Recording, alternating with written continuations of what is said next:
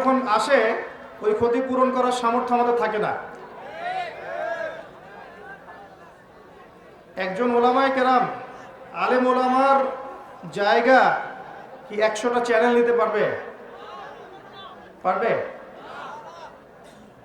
তো এগুলোর যেমন উপকারী দিক আছে, ক্ষতিকর দিকও কিন্তু প্রচুর। বক্তব্য যা যাবে সেই মাফিক প্রচার হলে ভালো। যদি উদ্দেশ্য প্রণীত প্রচার হয়, বিকৃত অংশ প্রচার হয়, মাঝখানে কোনো অংশ কাট করে দেওয়া হয়, সামনেও কিছু নাই পিছনেও কিছু নাই, শুধুমাত্র উদ্দেশ্য বিতর্কিত করা, ফিতনা লাগানো, ফাসাদ সৃষ্টি করা, যুবকদের এই গণজোয়ারটাকে ঠেকিয়ে দেওয়া, এগুলো কি ঠিক হবে? যারা অসৎ উদ্দেশ্যে মিডিয়ার কাজ করবে, নিঃসন্দেহে আল্লাহ পাক কিয়ামতের মাঠে ওদেরকে জবাবদিহি করাবেন ইনশাআল্লাহ। সৎ উদ্দেশ্যে, শুধু আল্লাহকে সন্তুষ্ট করার জন্য, আল্লাহকে রাজি খুশি করার জন্য বক্তব্যের হুবাহু অংশ প্রচার করতে হবে। রাজি আছেন? এবং প্রচারের পর এটাও বলে দিচ্ছি, যদি আমার বক্তব্যে ভুল কিছু পাওয়া যায়, কোরআন এবং সুন্নাহর সাথে মিলেনি, তাহলে কোনো সন্দেহ নেই আমার বক্তব্যটাকে নেবেন এবং ডাস্টবিনে ছুঁড়ে ফেলে দিবেন। কথা বুঝতে পারছেন? যদি আমার বক্তব্যে কোনো ভুল অংশ আসে, এই ভুল অংশটুকু কোরআন সুন্নাহ দিয়ে প্রমাণিত হয়, তাহলে এটাকে নেবেন, ডাস্টবিনে ফেলে দিবেন। আর যে অংশগুলো আসবে কোরআন সুন্নাহর অনুকূলে, সেই অংশগুলো কি আপনি শুনবেন এবং মানবেন না, আমল করবেন না, নাকি সবই বাদ দিয়ে দিবেন? পৃথিবীতে এমন কোনো মানুষ আছে যে ভুল করে না? এমন কোনো মানুষ কি পৃথিবীতে আছে যে ভুল করে না? যারা এই মাইক্রোফোনের সামনে বসেছে, মিম্বরে উঠেছে, কিতাব লেখার জন্য কলম হাতে নিয়েছে, তারা সবাই জীবনে কখনো না কখনো ভুল করেছেন। এখন একজন বিজ্ঞ শ্রোতা এবং শিক্ষার্থী উচিত ভুলগুলোকে বাদ দিয়ে সঠিকটাকে গ্রহণ করা। এই মানসিকতা নিয়ে শুনবেন, প্রচার করবেন, কোনো সমস্যা নেই। কিন্তু মানুষ শয়তানের মতো আচরণ করে যদি প্রচার করেন, বিকৃত করেন, উম্মার ক্ষতি করেন, তাহলে এই জন্য আল্লাহ পাক কিয়ামতের মাঠে অবশ্যই আপনার কলার চেপে ধরবে ইনশাআল্লাহ। আল্লাহ পাক বোঝার তৌফিক দান করুন, আমিন। আর দু একটা বিষয় আমি একটু অপছন্দ করি, সেটা হচ্ছে শোডাউন করা, অতিরিক্ত সেলিব্রিটিজম, এগুলো আমি বিব্রত হই। আমি একজন তালেবে ইলম, আমি কোনো শাইখও নই, আমি বড় কোনো আলেম নই, তবে আমি আলেমের সঙ্গে এতটুকু জানি, যে ব্যক্তি জ্ঞান অনুযায়ী আমল করে সে ব্যক্তি হচ্ছে প্রকৃত আলেম। চেষ্টা করছি জ্ঞান অনুযায়ী আমল করার জন্য, কতটুকু করতে পারছি আল্লাহ ভালো জানে। তবে বেশি বাড়াবাড়ি বা অতিরিক্ত আবেগ, শোডাউন, আইওয়াশ, এই জিনিসগুলো আমি বিব্রত হই। ছবির বিষয় বলেন, ভিডিওর বিষয় বলেন, ঠিক আছে, যে রাস্তা আমি পার করে আসলাম এখানে, এগুলো আমি একটু বিব্রত হই। পলিটিক্যাল মানুষটা হয়তো এগুলোতে উৎফুল্ল হতে পারে, আমি উৎফুল্ল হই না। আমি কোনো পলিটিক্যাল পার্সন নই, আমি আপনাদের ভাই, একজন তালেবে ইলম, এতটুকু আমার পরিচয়। যে জ্ঞানটুকু কোরআন সুন্নাহ থেকে শিখেছি আপনাদের সাথে শেয়ার করতে পারবো। এর ভালো অংশটুকু নেবেন, মন্দ অংশটুকু যদি প্রমাণিত হয় যে এটা ভুল, এটাকে ডাস্টবিনে ফেলে দিবেন। এভাবেই কথা বলতেন ইমামে আজম আবু হানিফা রাহিমাহুল্লাহ। তিনি এমনটাই বলেছিলেন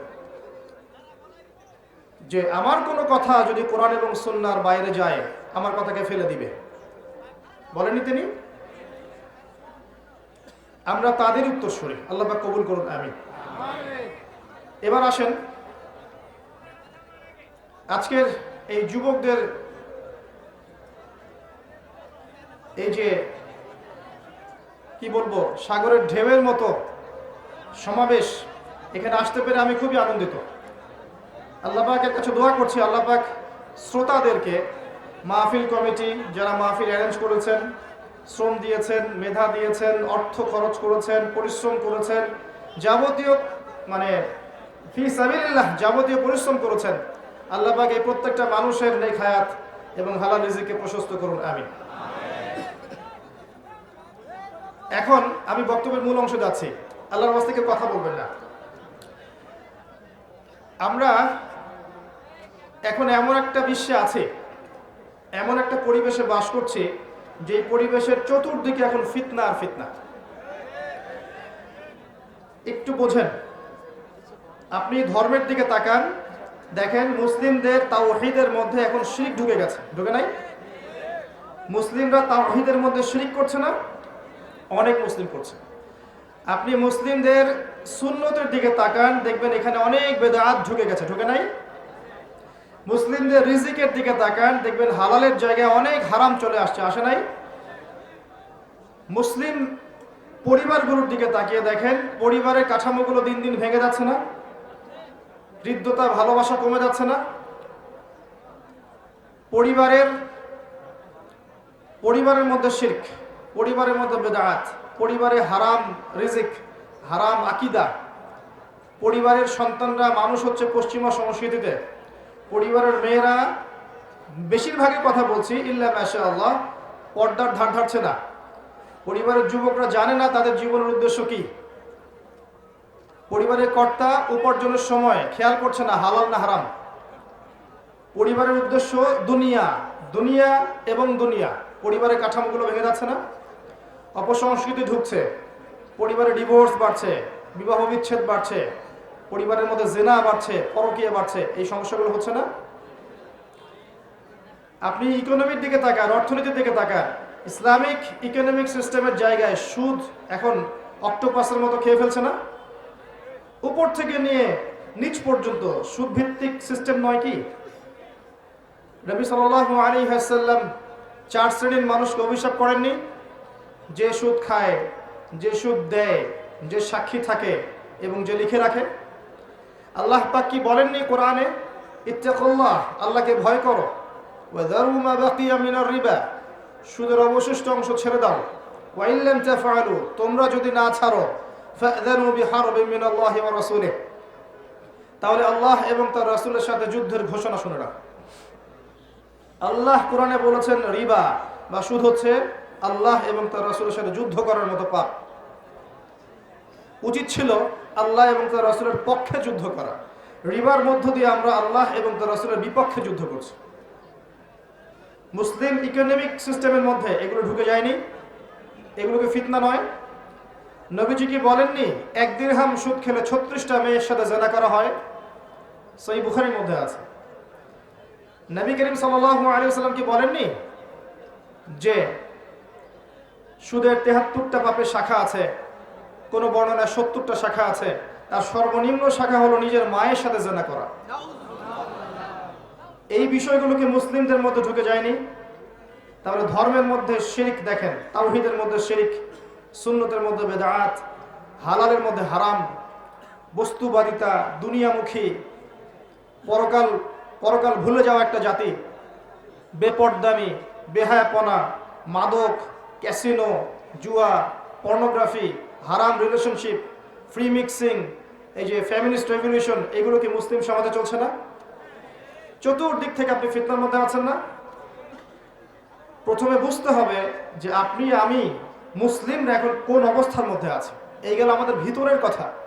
ভিতরে আরো কথা আছে। আমরা মুসলিম একটা জাতি না? আমরা মিল্লাতে আবিকুম ইব্রাহিম, তাই না? ওয়া সাম্মাকুমুল মুসলিমিন, তাই না? আমরা এক মুসলিম জাতি, ইউনাইটেড মুসলিম কমিউনিটি। তো ইউনাইটেড মুসলিম কমিউনিটির মধ্যে এখন হাজারটা দল হয়ে গেছে না?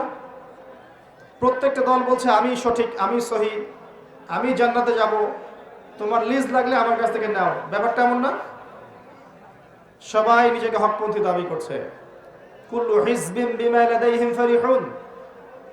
আল্লাহ পাক বলেছেন ওয়ালা তাকুনু মিনাল মুশরিকিন, মুশরিকদের অন্তর্ভুক্ত হইও না।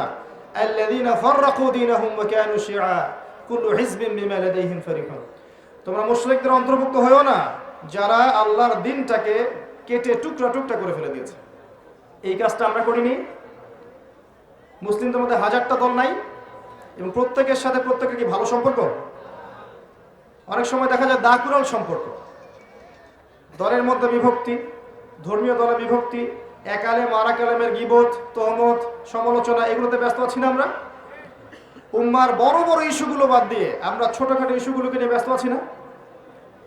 কে কোথায় হাত বাঁধবেন, পাইপা লাগাবেন কিনা, আমিন জোরে না আসতে, ঠিক আছে, জিলাপি খাবেন না খোরমা খাবেন, এইসব বিষয়গুলো নিয়ে ব্যস্ত আছি না? বড় বড় ইস্যুর দিকে আমি আসছি, তখন বুঝবেন যে কি নিয়ে আমরা ব্যস্ত আছি। ধর্মের মধ্যে ফিতনা, অভ্যন্তরীণ ফিতনা, আমাদের ধর্মীয় বিভক্তি, পরিবারে ফিতনা, সমাজে দেখবেন ফিতনা, সমাজের সামাজিক কাঠামোগুলো ভেঙে যাচ্ছে না? প্রতিবেশীর কেউ খোঁজ না এখন? দেখবেন বাসায় মেহমান আসলে পর্যন্ত মানুষ বিরক্ত হচ্ছে, মানুষ বস্তুবাদী হয়ে গেছে, আল্লাহ এবং তার রাসূলের মানদণ্ডে নিজেকে বিচার করার মনোভাব ছেড়ে দিয়েছে। ইল্লা মাশা আল্লাহ, অবশ্যই প্রত্যেক যুগে যুগে আল্লাহর অনুগত কিছু বান্দা থাকবে, তাদের কথা আলাদা। আপনি এবার বাইরের দিকে চোখ দেন, পুরো বিশ্বের দিকে চোখ দেন, দেখবেন পুরো বিশ্বের নেতৃত্ব এখন পশ্চিমারা নিয়ে নিয়েছে না? তারা বলছে কোনো দেশকে ওঠো, দেশে উঠছে, বসো, বসছে, এমন হচ্ছে না? প্রত্যেকটা ডিপার্টমেন্টকে দেখেন, বিশ্বের মিডিয়া, বিশ্বের প্রযুক্তি, বিশ্বের সমরাস্ত্র, বিশ্বের আপনার অর্থনৈতিক সিস্টেম, পুরো ওয়ার্ল্ডের ব্যাংকিং সিস্টেম, পুরো ওয়ার্ল্ডের পলিটিক্যাল সিস্টেম, পুরো ওয়ার্ল্ডের এডুকেশনাল সিস্টেম, কালচারাল সিস্টেম, এই প্রত্যেকটা সিস্টেম কি এখন তারা দখল করে নিয়েছে না? এগুলোকে আমরা নিয়ন্ত্রণ করি না, বরং আমরা ফলো করি, কাট পেস্ট, ওখানে যা হয় এখানেও তাই হয়। মিলাই দেখাচ্ছি, সারা বিশ্বে একটা গ্লোবাল শিরিক চলছে। এই শিরিকের উৎপত্তি দেখবেন ওই পশ্চিমা সভ্যতায়। সারা বিশ্বে দেখবেন গ্লোবাল জিনা চলছে, পর্নোগ্রাফি, উৎপত্তি দেখবেন ওই পশ্চিমা সভ্যতায়। সারা বিশ্বের গ্লোবাল দেখবেন সুদভিত্তিক ব্যাংকিং সিস্টেম চলছে, একদম ওয়ার্ল্ড ব্যাংক থেকে নিয়ে নিচু লেভেল এনজিও পর্যন্ত সব দেখবেন ওইখান থেকে শুরু হয়েছে। পুরো বিশ্বে দেখবেন ফ্যামিনিস্ট রেভলিউশন, নারী পুরুষ এক জিনিস, আলাদা কিছু না। সমাজে পুরুষের পোশাক পরে ঘুরবে, আপনি বলতে পারবেন না কিছু। এই যে ফ্যামিনিস্ট রেভলিউশন, এটা ওইখান থেকে আসছে না? এটা কোন দেশ থেকে আসছে? ওই দিক থেকে আসছে না? পুরো ওয়ার্ল্ডের এডুকেশন সিস্টেম যেটা আছে, জ্ঞানতাত্ত্বিক সিস্টেম, এখানে দেখবেন জ্ঞানের মানদণ্ড পরিবর্তন করে দিয়েছে। যুক্তি, বিজ্ঞান, দর্শন, পরীক্ষা নিরীক্ষা, পর্যবেক্ষণের মাধ্যমে যা লাভ করা যাবে তাই জ্ঞান, ওদের সংজ্ঞা। কিন্তু আপনি আপনার যে গায়েবের পিলার, আল্লাহ, মালায়েকা, আসমানি কিতাব, নবী রাসূলগণ, কবর আযাব, পরকাল, মিজান, ফুলসিরাত, জান্নাত, জাহান্নাম, স্বপ্ন, রূহ, এগুলোকে আপনি ল্যাবে প্রমাণ করতে পারবেন? এগুলোকে ল্যাবরেটরিতে প্রমাণ করতে পারবেন? তাহলে ওদের তত্ত্ব মতে, ওদের এপিস্টেমোলজি মতে এগুলোর কোনো অস্তিত্ব নাই। এটা চলছে সারা ওয়ার্ল্ডে, এবং এভাবেই এডুকেশন সিস্টেম এগিয়ে যাচ্ছে। এর বাইরে ইসলামিক সিস্টেম আছে আলাদা, স্বতন্ত্র। তো এগুলো চলছে না সারা ওয়ার্ল্ডে? পুরো ওয়ার্ল্ডের ফিতনাটা দেখেন, এবং পুরো ওয়ার্ল্ডের অস্ত্রশস্ত্র, পারমাণবিক নিউক্লিয়ার ওয়েপেন্স, আপনার মনিটরি সিস্টেম, পলিটিক্যাল সিস্টেমগুলো, অ্যাসোসিয়েশন সংগঠনগুলো তারা দখল করে নিয়েছে না? এই যে বিগত 100 বছর থেকে মুসলিমদের কোনো স্বতন্ত্র খিলাফা নেই, দেখবেন দুই একটা রাষ্ট্র আছে যেখানে হয়তো আপনি দেখবেন ইসলামিক কিছু লস আছে, বেশিরভাগই নাই। বেশিরভাগের মধ্যেই সেকুলারিজম আছে, কমিউনিজম আছে, ন্যাশনালিজম আছে, ডেমোক্রেসি আছে, এগুলো বেশিরভাগ রাষ্ট্রে আছে। দুই একটার মধ্যে দেখবেন হয়তো ইসলামিক কিছু লস আছে। তো এই 100 বছরে দেখবেন ওরা যে এত উন্নতি করে ফেললো, ওরা যে উন্নতি বলতে বোঝাচ্ছি, ওরা যে এত চালকের আসনে চলে গেল, আর আমরা মুসলিমরা যে এই যে চালিতর আসনে চলে আসলাম, এই 100 বছর ধরে আমরা কি করছি আসলে? আমরা বড় বড় বিষয়গুলোকে বাদ দিয়ে ছোটখাটো বিষয়গুলোকে নিয়ে বেশি ব্যস্ত ছিলাম। আমি একটু মজা করে বলি যে আমরা হালুয়া, রুটি এবং সেমাই, খোরমা, জিলাপিতে ব্যস্ত ছিলাম। আমরা ব্যস্ত ছিলাম একে অপরের গীবতে, একে অপরের তহমতে, কাকে হিংসা করা যাবে, কাকে বিতর্কিত করা যাবে, কাকে বাধা দেওয়া যাবে, ইন্টারনাল পলিউশনের মধ্যে আমরা ব্যস্ত ছিলাম। এই ফাঁকে রুলিং স্টেট ছিল একবার ব্রিটেন, সে অবসর নিল, তার জায়গায় চলে আসলো আমেরিকা, সে এখন অবসর নিচ্ছে, তার জায়গায় চলে আসছে এখন ইসরায়েল, সে সারা ওয়ার্ল্ডকে এখন রুল করছে। এবং সারা বিশ্বের দিকে তাকিয়ে দেখবেন বেশিরভাগ মুসলিম কান্ট্রিতে মুসলিম মা, মুসলিম বোন, মুসলিম বাচ্চাদেরকে পাখির মতো গুলি করে হত্যা করা হচ্ছে। আমরা মেজর ইস্যুগুলোকে বাদ দিয়ে মাইনর ইস্যুগুলোকে নিয়ে এত বেশি ব্যস্ত ছিলাম।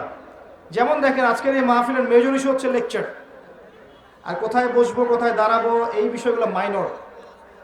আমরা মাইনর ইস্যুগুলোকে নিয়ে বেশি ব্যস্ত থাকি, মেজর ইস্যুগুলোকে নিয়ে ব্যস্ত থাকি না। এখন কি করবেন? এই বিষয়টা কি চলতেই থাকবে? সুসংবাদ হচ্ছে যে না, এমন অবস্থা চিরকাল থাকবে না। বলেন আলহামদুলিল্লাহ। কিভাবে থাকবে না?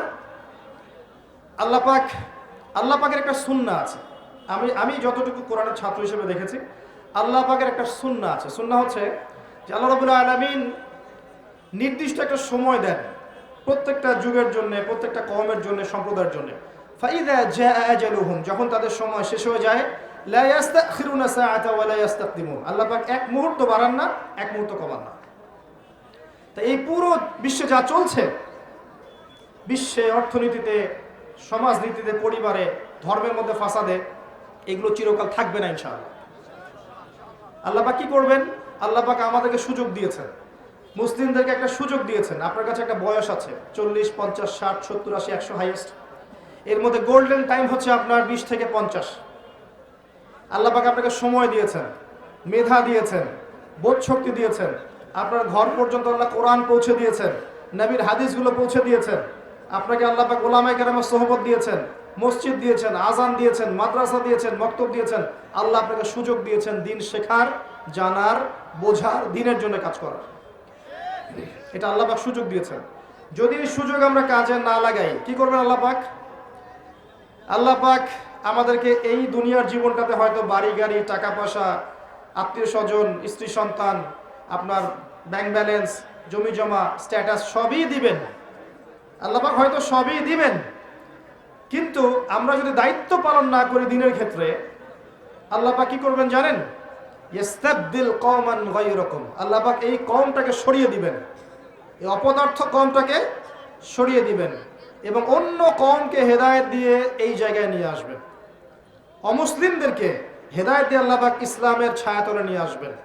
সুম্মা লা ইয়াকুনু আমসালাকুম, এরপর তারা তোমাদের মতো হবে না। আপনি কি এটা চাচ্ছেন যে আল্লাহ সরিয়ে দেখ আমাদেরকে, দিয়ে অন্যদেরকে হেদায়েত দিয়ে জায়গায় নিয়ে আসুক? বিশ্বের দিকে তাকিয়ে দেখেন, প্রচুর মানুষ পশ্চিমার, এই যে ইউরোপে, জার্মানিতে, ব্রিটেনে, ফ্রান্সে, আমেরিকায়, অস্ট্রেলিয়ায়, আফ্রিকায়, বিভিন্ন কন্টিনেন্টে দেখবেন প্রচুর মানুষ এখন মুসলিম হচ্ছে না? প্রচুর মহিলা যারা একসময় ধর্ষণের শিকার হয়েছিল, পশ্চিমাদের এই নারী ভোগের গোলকধাঁধায় পরে নিজের ইজ্জত খইয়েছে, এরকম প্রচুর নারী দেখবেন এখন ইসলাম কবুল করে পর্দার মধ্যে এসেছে। তারা বুঝতে পেরেছে ইসলামেই শান্তি আছে।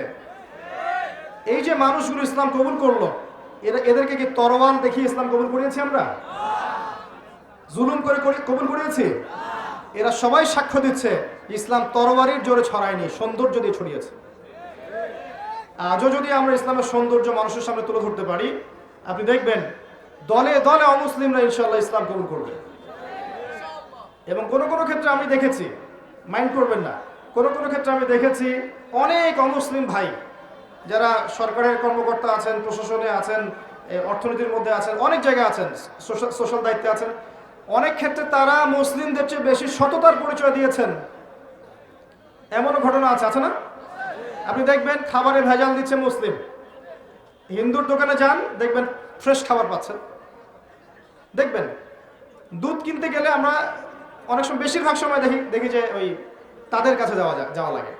দুধে ভেজাল দেয় না, মিষ্টিতে ভেজাল দেয় না, দইয়ে ভেজাল দেয় না। খেয়াল করে দেখবেন অনেক ক্ষেত্রে তারা সততার পরিচয় দিয়েছে।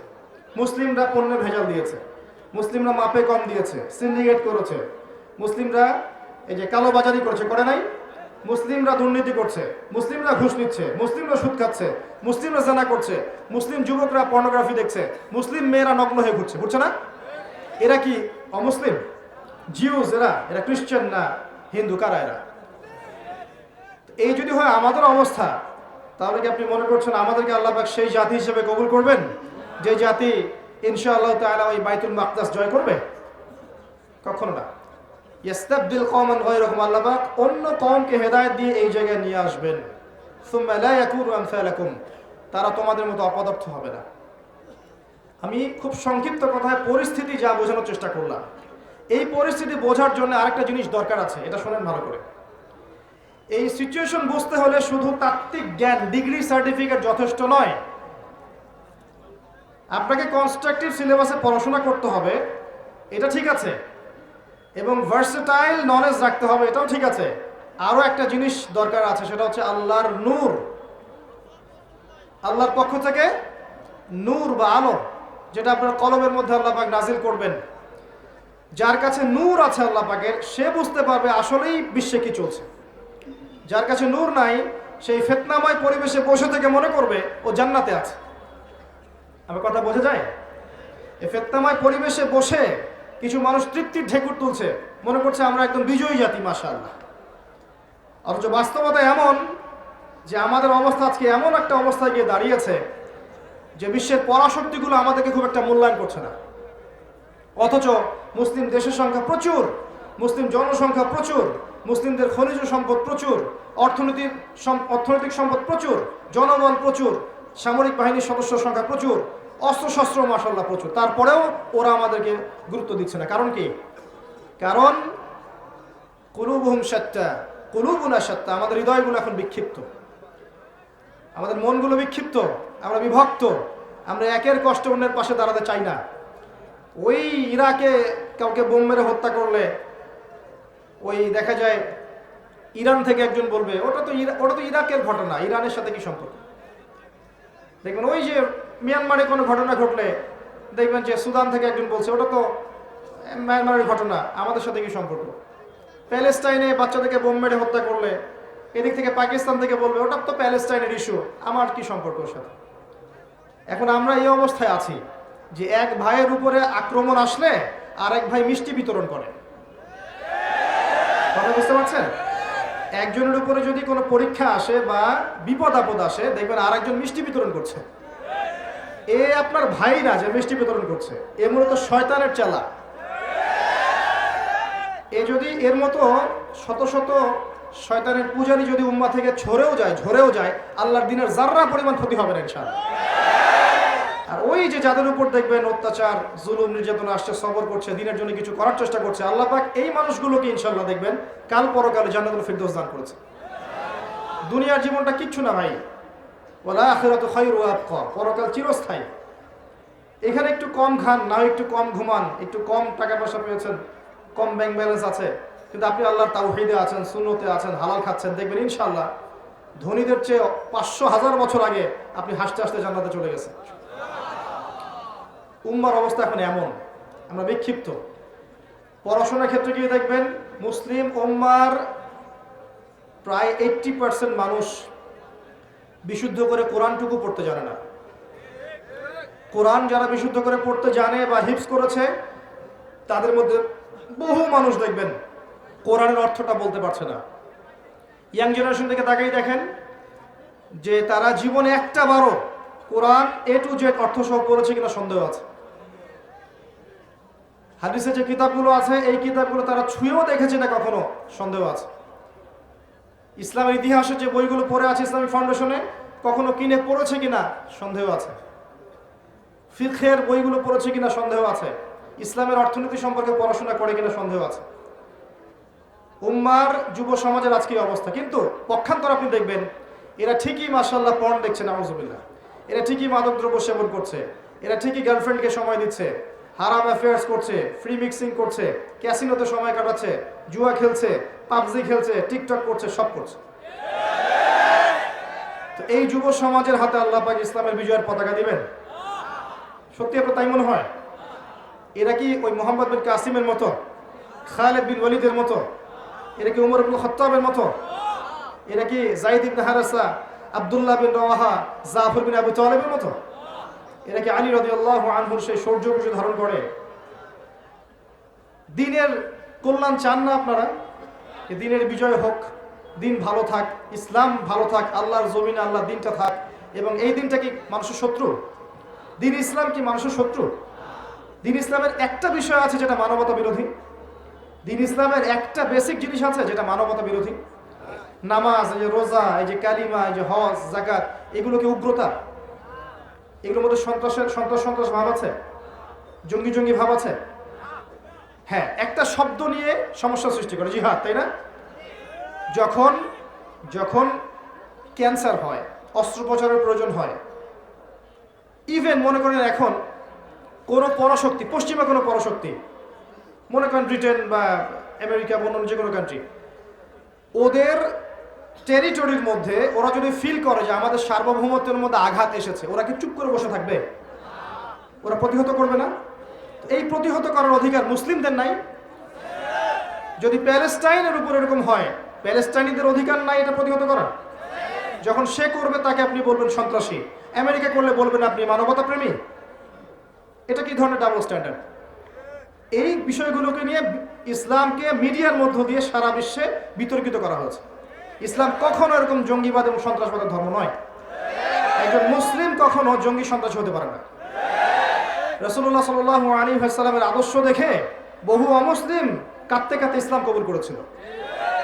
আমাদের নবী সাল্লাল্লাহু আলাইহি ওয়াসাল্লাম জীবনে একটা দিনও যুদ্ধের মাঠেও কোনো অমুসলিমকে হত্যা করেন নাই আমার জানা মতে। আমি ভুল হতে পারি, আমার জানা মতে একটা দিনও তিনি কোনো মুসলিমকে গলা কেটে হত্যা করেছেন আমি কোনো নজির পাইনি এই পর্যন্ত। যদি পেয়ে থাকেন আমাকে জানাবে। আমরা সেই নবীর উম্মাহ, ইসলামের সৌন্দর্য দিয়ে, ইসলামের মাধুর্য দিয়ে, ইসলামের সততা দিয়ে ইসলাম যুগে যুগে সারা বিশ্বের বুকে রাজত্ব করে বেরিয়েছে। এই তো বিগত 100 বছর আগেও এই যে অটোমান এম্পায়ার ছিল তখন পর্যন্ত সারা ওয়ার্ল্ডে দেখতেন ইসলাম একটা শেল ছিল না? এখন সেটা নাই।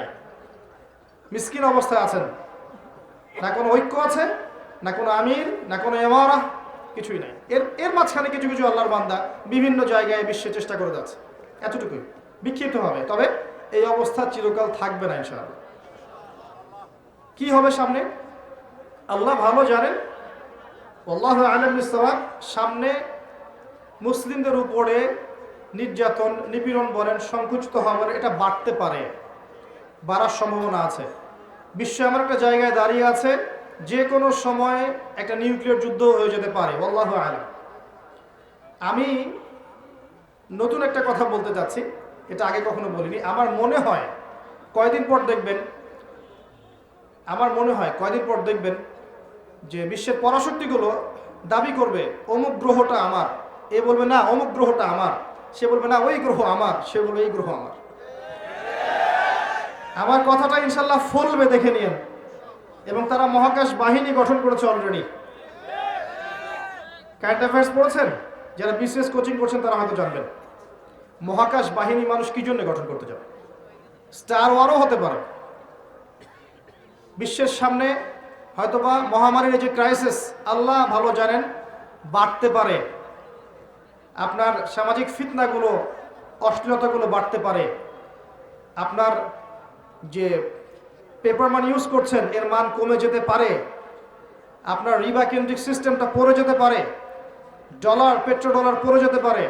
তবে যাই হোক না কেন এতটুকু এনশিওর করতে পারি যে ওয়ার্ল্ডের বুকে একটা রাষ্ট্র মাথা তুলে দাঁড়াবে এবং তার ক্ষমতার দাপট সবাইকে দেখাবে। তার নাম ইসরায়েল। এটা হবে আমাদের কারণে, আমাদের এই ঘুমন্ত জাতির কারণেই। আরবের কলিজার উপর বসে, আরব রাষ্ট্রগুলোর কলিজার উপর বসে সে বিগত 70 বছরে সারা বিশ্বের অর্থনীতি, রাজনীতি, ফাইন্যান্স, ব্যাংকিং সিস্টেম, টেকনোলজি, প্রযুক্তি সব নিয়ন্ত্রণ করে নিয়েছে। তখন আমরা কি করছিলাম ভাই? হ্যাঁ, সবাই করেনি। অনেক ওলামায়ে কেরাম ছিলেন যারা শুরু থেকে এগুলো মানুষকে সতর্ক করার চেষ্টা করেছেন ঠিকই, কিন্তু তাদের মিম্বরগুলো সংকুচিত ছিল, তাদের কণ্ঠস্বরগুলো বৃত্তে বন্দী ছিল। মানুষ শুনতো না, বুঝতো না, মূল্যায়ন করতো না। মানুষ শোনে না, এখনো মানুষ শোনে না, বোঝে না। এখন পর্যন্ত মানুষ বোঝে না, শোনে না কি হচ্ছে সামনে। ওই এখনো পড়ে আছে, একটা ইস্যু তুলে দেন, সারাদিন ইস্যু নিয়ে ফেসবুকে বসে থাকবে। আর কোনো ইস্যুই নাই, একটা ইস্যু তুলে দেন, সারাটা দিন ওখানে বসে থাকবে। মানে এটাই বড় জিহাদ ওর কাছে। কিবোর্ড নিয়ে মুজাহিদ। আল্লাহ সমালোচকদেরকে হেদায়েত দান করুন। দ্বীনের জন্য ভাই কিছু করেন। আপনার প্রতিভা থাকলে আপনি বলেন, লিখার প্রতিভা থাকলে লিখেন, একটা মসজিদ করা থাকলে মসজিদ করেন, একটা মাদ্রাসা করেন, এতিমদের দায়িত্ব নেন, বিধবার দায়িত্ব নেন, নারীদের জন্য কোনো প্রজেক্ট করেন, মা বোনদের পর্দায় আনার ব্যবস্থা করেন, ইসলামিক কোনো এনজিও করেন, ইসলামিক ইকোনমিক সিস্টেম লঞ্চ করেন, কৃষিভিত্তিক প্রজেক্ট করেন, কিছু একটা করেন যেটাতে আপনার দিনের উপকার হবে। ওইভাবে বসে সারাদিন ফেসবুকে গুতাগুতি করলে দিনের জীবনে কোনো উপকার হয় না। ফেসবুকে বসে আর সারাদিন যদি সমালোচনা করতে থাকেন দিনের কোনো উপকার হয় না আদতে। মাঠে নেমে কনস্ট্রাকটিভলি কাজ করে দেখান। একদিন চেয়ারে বসে একটা বক্তব্য দিয়ে দেখান কত বিশুদ্ধ বক্তব্য দিতে পারেন। এই জায়গায় এসে বসেন, আগে সুন্দর করে কথা বলতে পারেন। এত সহজ না সব কিছু। মাঠে না নেমে সাইড থেকে তালি মারা সহজ। বাংলাদেশ ক্রিকেট টিম খেলবে, আপনারা জানেন যে আমি ক্রিকেটের সাথে একসময় সংযুক্ত ছিলাম। বাংলাদেশ ক্রিকেট টিম খেলবে, দেখবেন গ্যালারির চারপাশে অনেক দর্শক, এটা এইভাবে মারলে ভালো হতো, এটা কাভার ড্রাইভ করলো না কেন, এটা পুল শট খেলা যাইতো, স্লগ ওভার আরও মারতে পারতো, এগুলো বলতে পারবে। ওর হাতে ব্যাটটা তুলে দেন না, তারপর দেখেন কিভাবে পিটায়। জাতি হিসেবে আমাদের সমস্যা আছে ভাই। সমালোচনার সংস্কৃতি না, কাজ করে কনস্ট্রাকটিভলি কাজ করে জাতিকে এগিয়ে নেন, দেশকে এগিয়ে নেন, উম্মাকে এগিয়ে নেন, সমাজকে ভালো কিছু দেন, রাষ্ট্রকে ভালো কিছু দেন। ইসলাম সবসময় সবার কল্যাণকামী, কোশ্চিন কালেও ইসলাম কারো অকল্যাণ চায় না। ইসলাম কখনো কারো অকল্যাণ চাবে না। হয়তো আপনি বুঝতে ভুল করছেন, না হলে কিছু মানুষ ইসলামকে বিতর্কিত করছে, কিছু মানুষ ইসলামকে ইচ্ছাকৃতভাবে উদ্দেশ্যপ্রণীতভাবে বিতর্কিত করছে। আল্লাহ পাক এই ফিতনা ফাসাদ থেকে আমাদের যুব সমাজকে হেফাজত করুন, আমাদের ওলামায়ে কেরামদের মাঝে আল্লাহ পাক ঐক্য দান করুন। আল্লাহ পাক আমাদের মাঝে আপোষে হিংসা, বিদ্বেষ, গীবত, তহমতের সংস্কৃতি বর্জন করার তৌফিক আল্লাহ পাক দান করুন। ঐক্যবদ্ধ হয়ে একটা দেশ, একটা রাষ্ট্র হিসেবে, উম্মা হিসেবে ইসলামকে, এই বাংলাদেশকে এগিয়ে নিয়ে যাওয়ার তৌফিক আল্লাহ পাক আমাদেরকে দান করুন, আমিন। তো এখন এই সিচুয়েশনে আপনি কি করতে পারেন? আপনার আমার করণীয় কি? সামনে যা হতে যাচ্ছে আমি একটা এস্টিমেট করতে চাই। ইনশাআল্লাহ তাআলা, ইনশাআল্লাহ আযজা ওয়া জাল, ঈসা ইবনে মারইয়াম আসবেন। কবে আসবেন, কত সালে আসবেন, কি করবেন আমি জানি না, এবং জীবনে আমি কখনো বলিও নি এত সালে আসবেন। বক্তব্য তো পুরো কখনো শুনবেই না, একটা অংশ শুনে ওটা নিয়ে বিতর্কিত করা শুরু করবে। কে জানে কত সালে আসবে? কেউ বলতে পারবে? কখনো বলতে পারবে না। কিন্তু আসবে যে আপনি কি অস্বীকার করতে পারেন? ঈসা আলাইহিস সালাম এসে কি হাই কমোড ইউজ করবেন? কাঁটা চামচ দিয়ে খাবেন? আমাদেরকে ওই যে পশ্চিমারা যেমন সভ্যতা শেখায়, ওরা মনে করে যে ওরা হচ্ছে সভ্য আর আমরা অসভ্য, ওরা তাই মনে করে। ওরা টিস্যু পেপার ইউজ করা শেখায় পানির বদলে, তারপরে হাই কমোড ইউজ করা শেখায়, তারপর ওদের মতো গেট আপ শেখায়। মানে সবাইকে ওদের ফটোকপি হতে হবে আর কি। যতক্ষণ ওর ফটোকপি হচ্ছেন না, আপনি ইউ আর নট সিভিলাইজড, আপনি আনসিভিলাইজড ওদের বক্তব্য অনুসারে। ঈসা ইবনে মারইয়াম কাঁটা চামচ দিয়ে খাবেন না, হাত দিয়েই খাবেন। তিনি মাটিতে বসেই খাবেন ইনশাআল্লাহ, এবং তিনি আঙ্গুল চাটবেন, প্লেট চাটবেন ইনশাআল্লাহ। তখন তাকে শেখাতে আসবেন যে সভ্যতা কাকে বলে। যাই হোক, ঈসা ইবনে মারইয়াম হচ্ছে শেষ জামানার সবচেয়ে ভাইটাল ক্যারেক্টার। যখন মাসিহুদ দাজ্জাল বের হবে, জিউসরা তাকে ফলো করবে এবং সে সারা বিশ্বকে শাসন করবে। এই ক্ষমতা আল্লাহ পাক তাকে দিয়ে মানুষকে পরীক্ষা করবেন। আপনাকে ওই সময় একটা সূরা বাঁচাবে, একটা সূরাই আপনাকে বাঁচাতে পারে ঈমান আমল তাকওয়ার পর, সেটা হচ্ছে সূরাতুল কাহফ। এই সূরার মধ্যে দেখবেন মূসা এবং খিজর আলাইহিস সালামের গল্প আছে। তিনটা প্রশ্ন করেছেন মূসা আলাইহিস সালাম, আর খিজর আলাইহিস সালাম বারবার বলছিলেন যে আমি কি তোমাকে বলিনি তুমি ধৈর্য ধরতে পারবে না। মূসা আলাইহিস সালাম প্রশ্ন করছেন, কেন নৌকা ফুটা করলেন, কি কারণে বাচ্চাকে হত্যা করলেন, কেন এই দেয়ালটা নির্মাণ করলেন পারিশ্রমিক ছাড়াই? বাহ্যিক চোখে মূসা আলাইহিস সালামের কাছে মনে হচ্ছে প্রত্যেকটা কাজই ভুল, তাই না? আমার কথা বুঝতে পারছেন? বাহ্যিক চোখে, বাইরের চোখ দিয়ে মূসা আলাইহিস সালামের কাছে মনে হচ্ছে তিনটা কাজই ভুল। কিন্তু খিদির আলাইহিস সালাম বললেন, ওই নৌকা ফুটা না করলে সেই নৌকা হাইজ্যাক হয়ে যেত, ওই বাচ্চাকে হত্যা না করলে সেই বাচ্চা বড় হয়ে বড় কাফের হতো, এবং এই দেয়ালের নিচেই এই দুই এতিম বাচ্চা রেখে যাওয়া সম্পত্তি আছে, পৈতৃক সম্পত্তি, তারা বড় হলে এই সম্পত্তি পাবে। বাইরের চোখ দিয়ে মূসা তোমার কাছে মনে হয়েছে যে আমি ভুল করছি, কিন্তু ভেতরের চোখ দিয়ে তুমি যদি দেখতে, আল্লাহর নূর দিয়ে দেখতে, তাহলে বুঝতে পারতে যে প্রত্যেকটা ক্ষেত্রে আমি সঠিক ছিলাম। এই গল্পটা কেন বললাম? পরিস্থিতি বুঝতে হলে, করণীয় বুঝতে হলে আপনাকে দুই চোখ দিয়ে দেখতে হবে। প্রথম কথা, বাইরের চোখ দিয়ে দেখলে সব বুঝতে পারবেন না, ভেতরের চোখ দিয়ে আল্লাহর নূর দিয়ে আপনাকে দেখতে হবে, তখন বুঝতে পারবেন কি হচ্ছে। নূর কিভাবে আসবে ভাই? তাওহীদের উপর থাকলে নূর আসবে, সুন্নতের পাবন্দি করলে নূর আসবে, বেশি বেশি নফল নামাজ তাহাজ্জুদ পড়লে নূর আসবে ইনশাআল্লাহ। সূরা নূরের উপর আমল করলে নূর আসবে, সূরা নূরের উপর আমল করলে নূর আসবে, বেশি বেশি মওতের ফিকির করলে নূর আসবে, বেশি থেকে বেশি কোরআন তেলাওয়াত করলে নূর আসবে ইনশাআল্লাহ। আল্লাহর জিকির বেশি বেশি করলে, আল্লাহর ধ্যান করলে, তাসবিহ তাহলিল করলে, আল্লাহর কাছে দোয়া করলে আল্লাহ নূর আসবে ইনশাআল্লাহ। এরপরেও আরো বিষয় আছে, বিনয়ী থাকতে হবে, অহংকারী হওয়া যাবে না। একজন আলেম অনেক বড় আলেম হয়েছেন, মনে অহংকার আছে, এই মনের মধ্যে নূর আসবে না ইনশাআল্লাহ। অনেক বড় ডিগ্রি সার্টিফিকেট আছে, মনে অহংকার আছে, আমি অনেক বড় আলেম, তোমরা কিছুই না, তোমরা তেজপাতা, আমি বড় আলেম। এই অহংকার থাকলে মনের মধ্যে আল্লাহ নূর কশ্চিন কেন আসবে না। আর আল্লাহ নূর যখন আসবে না, আপনি ভিতর থেকে অন্ধই থেকে যাবেন। আল্লাহ নূর যখন আসবে না, তখন ভেতর থেকে আপনি অন্ধ থেকে যাবেন। ইবলিসের অনেক জ্ঞান ছিল, মনের মধ্যে বিনয় ছিল না, অহংকার ছিল, আল্লাহ নূর দেন নাই, অভিশাপ করে দিয়েছেন। অতএব শুধু জ্ঞান নয়, বিনয় দরকার, অহংকার মুক্ত মন দরকার, সবার কল্যাণকামী হন, সবাইকে ভাই মনে করেন, ভালোটুকু নেওয়ার চেষ্টা করেন, খারাপটা ছেড়ে দেন, সমস্ত উম্মার কল্যাণকামী হয়ে যান। গীবতের, তহমতের, অহংকারের, রিয়ার এইসব সংস্কৃতি বর্জন করেন, মনটা পবিত্র করেন। কদ আফলাহা মান যাক্কাহা ওয়া কদ খাবা মান দাসাহা। আল্লাহ নূর আসবে ইনশাআল্লাহ তাআলা। তখন দেখবেন আপনি আল্লাহর চোখ দিয়ে দেখছেন, আল্লাহর কান দিয়ে শুনছেন, পরিস্থিতি আপনি বুঝতে পারছেন এবং কি করতে হবে আপনি নিজেই বুঝতে পারছেন ইনশাআল্লাহ। যখন বুঝতে পারবেন তখন নিজে আগে সতর্ক হবেন, পরিবারকে সতর্ক করবেন, তারপর আপনার সাধ্য অনুযায়ী আপনি সমাজে দাওয়াতি কাজ করবেন। মধ্যমপন্থী থাকবেন, শৈথিল্যবাদী হবেন না, চরমপন্থী হবেন না। ইসলামে চরমপন্থারও যেমন স্থান নাই, এই শৈথিল্যবাদিতারও স্থান নাই। ইসলাম হচ্ছে একটা মধ্যমপন্থী ধর্ম। ওয়া কাযালিকা জাআলনাকুম উম্মাতান ওয়াসাতা লিতাকুনু শুহাদা আলান নাস। কয়েকটা পয়েন্ট বলে শেষ করছি।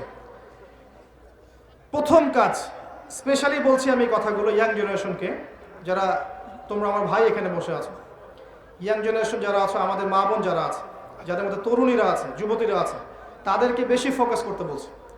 কারণ যারা বার্ধক্যে চলে গেছে তাদের বয়স এক সময় শেষ হয়ে যাবে, রিসেন্টলি শেষ হয়ে যাবে।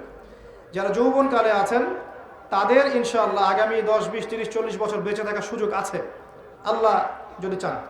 যুবতীদের আছে, এবং আমাদের পরবর্তী প্রজন্ম, আমাদের এই যে বাচ্চা কাচ্চা যারা আছে, ছেলেমেয়েরা, এদের দিকে বেশি ফোকাস করেন। এই দুইটা জেনারেশনকে টার্গেট করে আমি কথা বলছি। 1 নাম্বার, আল্লাহর জমিনে আল্লাহর দ্বীনের কল্যাণ চান, নিজে পরকালে বাঁচতে চান, দ্বীনের জন্য কিছু করতে চান, নিজের জীবনটাকে আল্লাহর জন্য ডেডিকেট করতে চান। প্রথম কাজ হচ্ছে আপনাকে পড়াশোনা করতে হবে। পড়াশোনা ছাড়া আপনি কিচ্ছু করতে পারবেন না। এবং এই পড়াশোনা মানে এই না যে আপনাদের সবাইকে মাদ্রাসায় ভর্তি হতে হবে, এমন নয় ব্যাপারটা। আপনি ফিজিক্স নিয়ে পড়ছেন, কেমিস্ট্রি নিয়ে পড়ছেন, বায়োলজি নিয়ে পড়ছেন, মেডিকেল সায়েন্সে পড়ছেন, ইঞ্জিনিয়ারিং পড়ছেন, সায়েন্স অ্যান্ড কমার্সে পড়ছেন, জিওপলিটিক্স পড়ছেন, ইকোনমিক্স পড়ছেন, যে সাবজেক্টেই পড়েন, ওই জ্ঞানটাকে আপনি ইসলামের কল্যাণে কাজে লাগানোর চেষ্টা করেন। That's all. পারবেন না? একজন অর্থনীতিবিদ তিনি ইসলামের খেদমত করতে পারেন না? একজন ডক্টর দিনের খেদমত করতে পারেন না? একজন ইঞ্জিনিয়ার দিনের খেদমত করতে পারে না?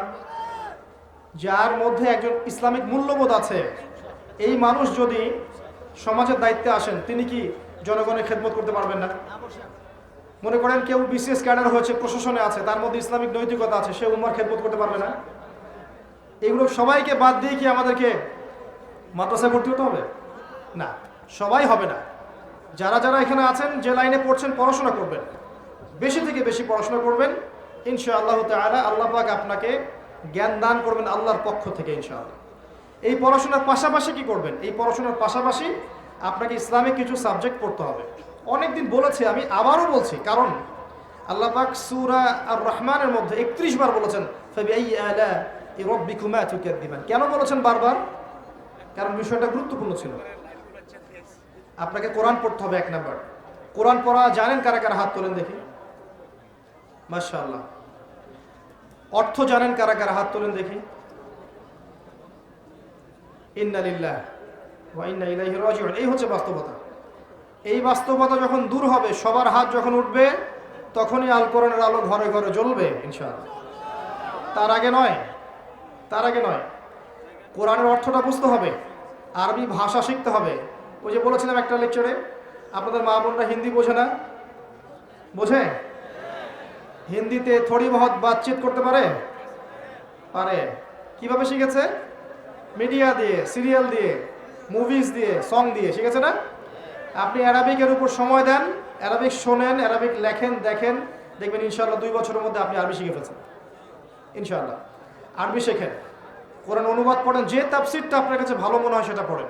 ইবনে কাসির হোক, জালালাইন হোক, মারিফুল কোরআন হোক, যেটা আপনার কাছে বেস্ট মনে হয় সেটা পড়েন। একাধিক তাফসির পড়েন। এরপর কি করবেন? হাদিসের বইগুলো পড়েন। ছোট ছোট বইগুলো থেকে বড় বইয়ের দিকে যান। ছোট বই যেমন আপনার এই যে ফয়জুল কালাম, মিশকাতুল মাসাবি, বুলুগুল মারাম, মিনাদিল আহকাম, পরে আপনি একটু উঁচু লেভেলে যান, তিরমিজি, নাসাই, আবু দাউদ যান, পরে গিয়ে বুখারী মুসলিমে যান। এক লাফ দিয়ে বুখারী মুসলিমে যাওয়ার চেষ্টা করবেন না। যদি করেন তাহলে কি হবে জানেন? তাহলে স্বঘোষিত মুফতি হয়ে যাবেন।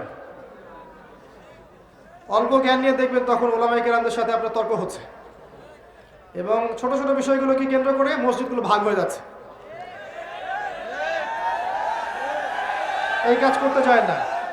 এটা আমার মতে একটা সহি ভুল পথ। এটা আমার মতে একটা সহি ভুল পথ। আগে বুখারী মুসলিমে হাত দিয়েন না, আগে ছোট ছোট বইগুলো পড়তে পড়তে পড়তে উপর দিকে যান। এবং যেগুলো বুঝবেন না, হাদিসের অনেক কিছু বোঝা যায় না, আমি বুঝি না। অনেক হাদিস আছে যেগুলো আমরা আসলে এখন বুঝতে শিখিনি। এমনকি কোরআনের এমন অনেক আয়াতও আছে যেগুলো আমরা এখনো পরিপূর্ণভাবে বুঝতে শিখিনি। কারণ কিছু আয়াত আছে মুহকামাত, কিছু হচ্ছে মুতাশাবিহাত। অনেক আয়াত কিছুটা অস্পষ্ট, সেগুলো ওলামায়ে কেরামের কাছে গিয়ে ব্যাখ্যা নিতে বুঝতে হয়। এই হচ্ছে বিষয়। কওমি মাদ্রাসায় যান, কওমি মাদ্রাসায় যে খেদমতটা হয়, এখানে যে আরবিটা শেখানো হয়, যে গ্রামারের বইগুলো পড়ানো হয়, ফিকহের বইগুলো পড়ানো হয়, এটা আমার মতে বাংলাদেশের মধ্যে বেস্ট, আমার মত। আবার ওইটা নিয়ে বিতর্ক করা শুরু করে দিয়েন যে উনি কওমিকে প্রমোট করেছেন, আলিয়াকে ধ্বংস বলেছেন। ইউটিউবে দেখলে মুশকিল, একটা কথা বললে পাশে একটা লাইন লাগিয়ে দেয়, যেটা আসলে বলিও নাই। শোনেন, এই কাজ করলে হয়তো আপনি আমাকে বিতর্কিত করতে পারবেন ঠিকই। আমি যদি দাওয়াতি কাজ ছেড়ে দেই, উম্মার একটু ক্ষতি হবে, কোনো লাভ হবে না। আমার কোনো পরোয়া নেই আল্লাহ পাকের, আমার কেন কারো কোনো পরোয়া নেই আল্লাহ পাকের। কেউ যদি আল্লাহর দিনের এই দায়িত্ব মশাল হাতে নাও নেয়, আল্লাহ পাক নতুন মানুষ তৈরি করে নিয়ে আসবেন ইনশাআল্লাহ। কিন্তু আলেম ওলামারা যখন মাইনাস হয়ে যাবে একজন একজন করে, উম্মার কিন্তু খুব লাভ হয় না, ক্ষতি হবে। এই যে বাংলাদেশের জমিনে এই বছরের মাহফিলে ওলামায়ে কেরামের সংখ্যা আগের চেয়ে বেশি না কম? এতে কি উম্মার লাভ হচ্ছে না ক্ষতি হচ্ছে? কোন কোন ক্ষেত্রে এর জন্য মিডিয়াও দায়ী আছে, আপনি কি জানেন? আপনি কোন আলেম সম্পর্কে জানতে চান, ইউটিউবে সার্চ দেন, দেখবেন তার বিপক্ষে অনেকগুলো ভিডিও চলে আসে। একটা এক্সাম্পল দেয়, একটা ছেলে মনে করেন দিনের একটা মাসআলা জানবে, ইউটিউবে গিয়ে সার্চ দিল, গুগলে সার্চ দিল, সেই মাসআলা আসবে এবং দেখবেন ওই মাসআলা সম্পর্কে ডানে বামে নেগেটিভ পজিটিভ অনেক কথা তার সামনে আসবে। এই আলেমকে যা বলেছেন ওই আলেম, তাকে আবার যা বললেন অমুক আলেম, এগুলো অনেক ভিডিওর সামনে আসবে। তখন ওর মধ্যে একটা ধারণা সৃষ্টি হবে যে ভাই আগেই ভালো ছিলাম, মাসআলা জানার আমার দরকার নাই, থাকে হবে।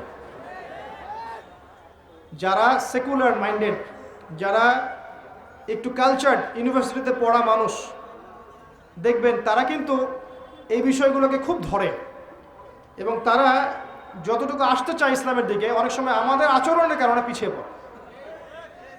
স্মার্ট হন, ইসলামকে যুগোপযোগীভাবে ডিল করতে শেখেন, ইউটিউবিং করেন, আল্লাহর ওয়াস্তে তাকওয়ার সাথে করেন। নিজের মতাদর্শ প্রতিষ্ঠা করার জন্যে, নিজের মতকে প্রাধান্য দেওয়ার জন্যে, কাউকে বিতর্কিত করার জন্যে, কারো ক্যারেক্টার হ্যারেস করার জন্যে, কারো ক্যারিয়ার ধ্বংস করার জন্য এই কাজগুলো করতে যাবেন না। আলটিমেটলি উম্মার ক্ষতি হয়ে যাবে, আর আপনার দ্বারা যদি উম্মার ক্ষতি হয়, আল্লাহ পাক কোশ্চেন কাল আপনাকে ছেড়ে দিবেন না, কখনো ছাড়বেন না আল্লাহ পাক।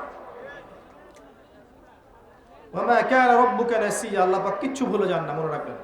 আল্লাহ পাক সব মনে রেখেছেন, from day 1 to the last day. Allah পাক প্রতিটা সেকেন্ডের ঘটনা আল্লাহর কাছে আছে, এই রেকর্ড আপনাকে দেখানো হবে। আল্লাহ পাক বোঝার তৌফিক দান করুন।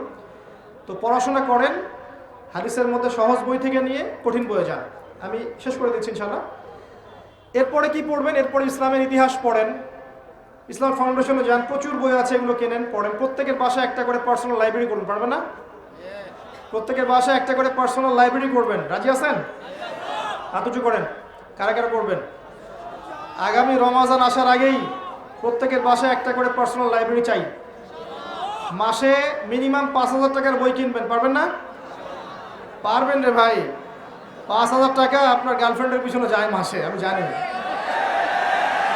পারবেন না? আর যাদের একাধিক গার্লফ্রেন্ড আছে ওদের তো অবস্থা খারাপ, তাই না ভাই? এগুলো কি আমাদের সংস্কৃতি? হালাল ভাবে বিয়ে করে নেন, বিয়ের পরে যত খুশি প্রেম করেন, মহব্বত করেন, আল্লাহ বাধা দিবেন না ইনশাআল্লাহ। বিয়ের আগে এগুলো করতে যায় না, আল্লাহর গজব চলে আসবে, আল্লাহর গজব চলে আসবে, নাউযুবিল্লাহ। তো যেটা বলছিলাম, যে বই কেনেন, বই কেনার অভ্যাস করেন, টাকা খরচ করেন, আল্লাহ পাক টাকা দিবে ইনশাআল্লাহ। আর কি পড়বেন? সিরাত পড়েন, নবী সাল্লাল্লাহু আলাইহি ওয়াসাল্লামের জীবনী পড়েন, নবী সাল্লাল্লাহু আলাইহি ওয়াসাল্লামের জীবনী পড়েন। আর রাহিকুল মাখতুম, উসওয়াতুল হাসানা, নবী মুস্তাফা, গোলাম মুস্তাফা, দ্য প্রফেট, অনেকগুলো বই আছে না? আচ্ছা, সিরাতের বইগুলো পড়েন ভাই। সিরাত নিয়ে আসলে প্রত্যেকটা ঘটনার পিছনে একটা কল্যাণ থাকে, আপনি জানেন। আমি এটা ফিল করি, এটা আমার ফিলোসফি, যে প্রত্যেকটা অকল্যাণ বা ঘটনার পিছনে আল্লাহ পাক একটা কল্যাণ বের করে নিয়ে আসে। কুল্লু শার ইউজাদু ফিহিল খাইর, প্রত্যেকটা অকল্যাণের পিছনে একটা করে কল্যাণ থাকে। এই যে নবী সাল্লাল্লাহু আলাইহি ওয়াসাল্লামের জীবনী কোনো একটা লেকচারে হয়তো আলোচনা করেছিলাম ওয়ান্স আপন আ টাইম, আমার ঠিক মনে পড়ছে না কোন লেকচার। সেখানকার 3টা লাইন একজন কাট করে পুরো ইউটিউব আর ফেসবুক ভর্তি করে দিয়েছে। কখনোই এই অংশটুকু তোমরা দিও, যেটা আমি বলছি এখন। কখনোই আমার ইন্টেনশন ছিল না যে আমার দ্বারা নবী সাল্লাল্লাহু আলাইহি ওয়াসাল্লামের শানের খেলাফ কিছু হবে। বরং যদি নবীর জন্য জীবন দেওয়ার প্রশ্ন আসে, তোমার আগে আমি দাঁড়াবো ইনশাআল্লাহ, তোমার আগে আমি সামনের কাতারে দাঁড়াবো ইনশাআল্লাহ, যদি নবীর জন্য জীবন দেওয়ার প্রশ্ন আসে। একজন লিখেছে, আমি নাকি বলেছি যে নবী সাল্লাল্লাহু আলাইহি ওয়াসাল্লাম নবী হওয়ার যোগ্যই ছিলেন না। নাউযুবিল্লাহ। আল্লাহর কসম করে বলছে, এই কথা জীবনে আমি কথা বলি। এই কথাটাকে দিয়ে বিতর্কিত করেছে। আমি এতটুকু বলবো যে আমি সচরাচর মানুষের নামে বদদুয়া করি না। যে কাজ্জাব এই কাজটা করেছে, আল্লাহ পাক যেন তার এই মিথ্যার প্রতিদান তাকে দান করে। 2 নম্বর যে লাইনটা দিচ্ছিল, যে আমি বলেছিলাম তিনি ভয় পেয়ে গিয়েছিলেন, এরকম বলেছিলাম। ফিতরাতুল ওয়াহির সময় গ্যাপ ছিল একটা ওয়াহির, তিনি ভয় পেয়ে গিয়েছিলেন, কয়েকবার পাহাড়ের চূড়া উঠে তিনি নিজেকে ফেলে দেওয়ার চেষ্টা করেছিলেন, এমন একটা কথা বলেছিলাম। আল্লাহর কসম করে বলছি যে এই কথাটা বলার মধ্য দিয়ে আমার ইন্টেনশন কখনো এমন ছিল না যে এখানে নবীর শানের খেলাফ কিছু হচ্ছে। এবং এই কথাটা বলার জন্যে আমি প্রকাশ্যে স্ট্যাটাস দিয়ে সবার কাছে ক্ষমাও চেয়েছি। তবে এতটুকু জানা উচিত যে কথাটা আছে কোথায় বা কোত্থেকে বলা হয়েছে। আপনি এই যে সিরাতের যে বইগুলোর নাম বললাম, ম্যাক্সিমাম সিরাতের বইয়ের মধ্যে এই গল্পটা আছে। আপনি আর রাহিকুল মাখতুম বইটা পড়েন, দেখবেন এটা আছে রাহিকুল মাখতুম বইয়ের মধ্যে। অন্য অনেক বইয়ের মধ্যে আছে, যারা পড়েছেন আপনারা সবাই জানেন। কিন্তু রাহিকুল মাখতুম বইটা 1187টা বইয়ের মধ্যে প্রথম স্থান অধিকারকারী বই। আমার কথা শোনেন। আর রাহিকুল মাখতুম বইটা রাবাতে আলেমুল ইসলামিয়ার কম্পিটিশনে 1187টা পাণ্ডুলিপির মধ্যে ফার্স্ট প্রাইজ পাওয়া বই আল্লামা সফিউর রহমান মোবারকপুর রাহিমাহুল্লাহ। এই বইয়ের মধ্যে এই ঘটনাটা আছে এবং এই ঘটনাটা সহিহ বুখারীর মধ্যে একটা রেওয়ায়েতে এসেছে, যদিও বা রেওয়ায়েতের সনদে দুর্বলতা আছে। এখানে এটা সরাসরি নবীর কথা নয়, আয়েশা রাদিয়াল্লাহু আনহার কথা নয়, যেটা আমার জানা ছিল না। যেটা আমার জানা ছিল না সেটার জন্য আমি অবশ্যই অ্যাপোলোজাই করতেই পারি যে এই জ্ঞানটা আমার তখন ছিল না। আমি রাহিকুল মাখতুম বইয়ের হাওয়ালা দিয়ে কথাটা বলেছিলাম। এখন কথা হচ্ছে, রাহিকুল মাখতুম বইয়ের মধ্যে কিন্তু হাদিসের কোনো তাহাকিক নেই। আমার কথাটা শোনেন, যে রাহিকুল মাখতুম বইয়ের মধ্যে এটা আছে আল্লামা সফিউর রহমান মোবারকপুর রাহিমাহুল্লাহর বই, যেখানে ফার্স্ট প্রাইজ পেয়েছে বইটা, এই বইয়ের মধ্যে কিন্তু এই ঘটনার কোনো তাহাকিক নাই। কোনো তাহাকিক নাই যেটা সত্য না মিথ্যা, এটার কি মুরসাল নাকি সনদে সমস্যা আছে, কোনো তাহাকিক নাই। এতদিন ধরে রাহিকুল মাখতুম বইটা ছাপানো হচ্ছে বিভিন্ন প্রকাশনীতে, 5টা 10টা প্রকাশনী ছাপাচ্ছে, লক্ষ লক্ষ কোটি কোটি কপি রাহিকুল মাখতুম কিন্তু বাজারে আছে। কই এই প্রকাশনা সংস্থা, এই প্রচার মাধ্যম, এই যারা অনুবাদ করেছে, তাদের কাউকে তো আপনি কুফরি ফতোয়া দিলেন না, তাদের কারো বিরুদ্ধে তো কোনো কথা বললেন না। যদি কথা বলতে হয় ওই বইটাকে ব্যান করে দেন, তাহলে বইটাকে ব্যান করে দেন। আর যদি কুফরি ফতোয়া দিতে হয়, সফিউর রহমান মোবারকপুর রাহিমাহুল্লাহকে কবর থেকে তোলেন, তুলে কাফের ফতোয়া দিয়ে আবার দাফন করে দেন। সুবহানাল্লাহ। উনার বইয়ে কিন্তু কোনো তাহাকিক দেওয়া হয়নি। এবং আরও সিরাতের বইগুলোতে এই ঘটনাটা আছে যেটার কোনো তাহাকিক দেওয়া হয়নি। আর তাহাকিক তো আমরা করার যোগ্যতা সত্যি রাখি না। এই জেনারেল লাইন থেকে যারা উঠে এসেছে এবং যারা তালেবে ইলম, তারা কি সবাই হাদিসের তাহাকিক করতে পারে? তারা যখন এই বইটা পড়বে, তাদের সামনে যখন আসবে, এই লাইনগুলো চলে আসবে, তারা কি এটাকে বিশ্বাস করবে না? স্বাভাবিক করতেই পারে। তাহলে কি দায়িত্ব ছিল? যে এটাকে কাছে ডেকে নিয়ে বুঝিয়ে দেয়া যে আসলে এই হাদিসটার সনদে এই সমস্যা আছে, এখানে এই সমস্যা আছে, এখানে সমস্যা আছে, এটা থেকে ফিরিয়ে নেওয়া, কিন্তু এই কাজটা আমরা করতে পারি নাই। আমরা ইন্টেনশনালি কাজটা করেছি। লেকচারের টপিক ছিল হয়তো অন্য কিছু, এখান থেকে দু একটা লাইন বাছাই করে এটাকে ভাইরাল করা হয়েছে, তার মানে পিছনে কোনো উদ্দেশ্য আছে। তারপরেও আমি পাবলিকলি সবার সামনে, আমি এমন মানুষ নই যিনি ভুলের উপর অটল থাকতে পারি, পাবলিকলি সবার সামনে, আপনাদের সবার সামনে সবাইকে সাক্ষী রেখে, আল্লাহকে সাক্ষী রেখে আমি আমার বক্তব্যের ভুল স্বীকার করছি। যেখানে শব্দ চয়নে হয়তো আমার ভুল হয়ে গেছে, এটা একটা মানুষের পক্ষে হতেই পারে, যে এই চেয়ারে বসেছে তার পক্ষে শব্দ চয়নে মিস্টেক, স্লিপ অফ টাং হতেই পারে। আপনারাও আপনাদের ইতিহাস ঘেঁটে দেখেন যে স্লিপ অফ টাং সমস্ত লেকচারারদের হয়েছিল কিনা কখনো কখনো। ওগুলোকে যদি মার্ক করে করে জনসম্মুখে আমি মানুষকে হ্যাসেল করার চেষ্টা করি, তাহলে উম্মার উপকারের জায়গায় ক্ষতি হয়ে যাবে। যখন নবীর উম্মত কবরে সেজদা দেয়, মাজারে সেজদা দেয়, যখন ইয়া করে, বেদাতের উপর আমলগুলো করে, হারাম খায়, নবীর উম্মত যখন মায়ের খায়, তখন নবীর শানের খেলাফ কিছু হয় না? এইগুলোর এগেনস্টে কথা বলা যায় না? আমরা বিনয়ের সাথে অনুরোধ করব যে মানুষ মাত্র ভুল হতে পারে, একটা বিষয়কে নিয়ে, ইস্যুকে নিয়ে এত বেশি মাতামাতি করবেন না যে এই বিষয়গুলোকে নিয়ে কথা বলতে বলতে বলতে বলতে আমাদের সত্যিকার শত্রু যারা, এরা আরও 10টা দিন 20টা দিন এগিয়ে যায়।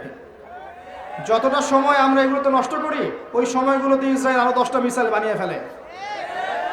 মৌলিক বিষয় দিকে বান্দা হিসেবে আমি আমার ভুল স্বীকার করেছি এবং এখনও করছি, যে হয়তো ওই জায়গায় ওই শব্দটা আমার বলা ঠিক হয়নি, আমার মুখ থেকে স্লিপ অফ টাং হয়ে গেছে, কিন্তু আমি কোন উৎস থেকে বলেছি এটাও বলে দিলাম। এই বইয়ের মধ্যে, এই সব বইয়ের মধ্যে এটা আছে, কোনো তাহকিক ছাড়াই। তাহলে ওই বইয়ের প্রকাশনা সংস্থা, ওদের যারা পড়ছে, যারা ছাপাচ্ছে, এদের সবাইকে কি আপনি কুফরি ফতোয়া দিবেন না? যদি না দেওয়ার সাহস রাখেন তাহলে বুঝবো এটা পক্ষপাতিত্বমূলক আচরণ করছে না। আল্লাহ পাক আমাদেরকে হেদায়েত দান করুন, ঐক্যবদ্ধ হওয়ার তৌফিক দান করুন। এবং আমি যারা ভুল ধরিয়ে দিয়েছেন তাদের জন্য আমি আমার মন থেকে দোয়া করছি। যদি তারা পিতার মতো, ভাইয়ের মতো আমাকে ভুল ধরিয়ে দিয়ে থাকেন, ইনশাআল্লাহ তাআলা ভবিষ্যতে আমার পক্ষ থেকে যে কোনো ভুল হলে আমি ইমিডিয়েটলি শুধরে নেব ইনশাআল্লাহ। কারণ আমি উম্মাকে ভালোবাসি, আল্লাহকে ভালোবাসি, তার রাসূলকে ভালোবাসি, তার দ্বীনকে ভালোবাসি। বিশ্বাস করেন, দেখে নিন ইনশাআল্লাহ, যদি কোনোদিন সুযোগ আসে নবীর শানে জীবন দেওয়ার, আপনার চেয়ে আগে আমি দাঁড়াবো ইনশাআল্লাহ। পড়াশোনা করেন প্রিয় ভাই, 1 নম্বর কাজ। আর আমার সাথে আরও কিছু মানুষও দাঁড়াবে ইনশাআল্লাহ, যারা সত্যিকার অর্থেই নবীকে ভালোবাসে। 2 নম্বর, যারা অনুযায়ী আমল করেন। কোন কোন সাবজেক্ট পড়তে বলেছি? কোরআন, হাদিস, ফিকহ, সিরাত, ইতিহাস, ইসলামিক অর্থনীতি, জিওপলিটিক্স এবং জেনারেল লাইনে যারা পড়ছেন এটা পড়বেন। এরপর জানা অনুযায়ী আমল করবেন। পারবেন না? যতটুকু জানেন এই অনুযায়ী আমল করবেন। এই যে চেয়ারে বসে কথা বলছি, সবচাইতে ডেঞ্জারাস জায়গায় বসে আছি আমি যা বলছি যদি আমি আমল না করতে পারি, কালকে দেখবেন জাহান্নামে আমি চলে গেছি, নাউযুবিল্লাহ। জাহান্নাম উদ্বোধন করা হবে এমন কিছু মানুষদেরকে দিয়ে যার মধ্যে আলেমও আছে। মানুষ বড় আলেম বলবে, বড় কারি বলবে, হাফেজ বলবে, এই জন্য জ্ঞান চর্চা করেছিল, আল্লাহ পাক জাহান্নামে দিয়ে দিবেন। এমন মানুষ আছে জাহান্নামে নাড়ি ভুড়ি বের হয়ে যাবে, চারপাশে ঘুরতে থাকবে। মানুষ এসে বলবে, কি হয়েছে তোমার, কি আমল করেছিলে? সে বলবে, আমি কুনতু আমরু বিল মারুফ, আমি মানুষের সৎ কাজে আদেশ করতাম, কিন্তু আমি সেটা করতাম না। আমি মানুষকে অসৎ কাজ থেকে নিষেধ করতাম, আবার সেটাই নিজেই করতাম। এমন মানুষও জাহান্নামে যাবে যার দুর্গন্ধে জাহান্নামীরা টিকতে পারবে না। নবী সাল্লাল্লাহু আলাইহি ওয়াসাল্লাম বলেছেন, সে হচ্ছে এমন ব্যক্তি যে তার ইলম দিয়ে উপকৃত হতে পারে নাই, জ্ঞান অনুযায়ী আমল করতে পারে নাই। তাই যারা বসে আছে এই চেয়ারে, যারা দিন প্রচার করছে, তাদের আরও তাকওয়াবান হওয়া উচিত, মুত্তাকি হওয়া উচিত, জানা অনুযায়ী আমল করা উচিত। আল্লাহর আসনে বসে কাউকে জাজ করা উচিত না। ফালা তুযাক্কু আনফুসাকুম ওয়া আ'লামু বিমান ইত্তাকা, তোমরা নিজেদেরকে নিয়ে আত্মপ্রশংসা করো না, আল্লাহ ভালো জানেন কে তোমাদের মধ্যে তাকওয়াবান। অতএব জানা অনুযায়ী আমল করার চেষ্টা করি। আল্লাহ আমাকে তৌফিক দেখ, আল্লাহ পাক আপনাদের সবাইকে তৌফিক দান করুন।